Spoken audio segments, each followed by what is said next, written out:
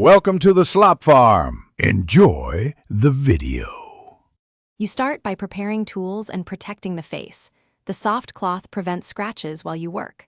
Once done, position the watch face down and inspect the case back for a notch or tiny screws.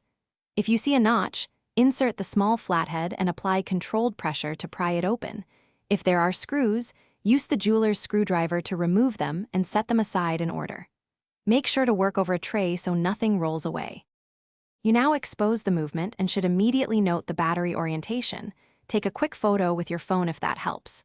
Once noted, locate the retaining clip or spring, and using plastic tweezers or a toothpick, depress and pivot the clip to release tension. Then slide the old battery out smoothly, avoiding metal tools that could short the cell. Make sure to handle the movement gently, keeping parts aligned so nothing shifts while you prepare the replacement battery. You place the new cell in the same orientation you recorded, ensuring the positive side faces the correct direction. Press it down until the clip secures it.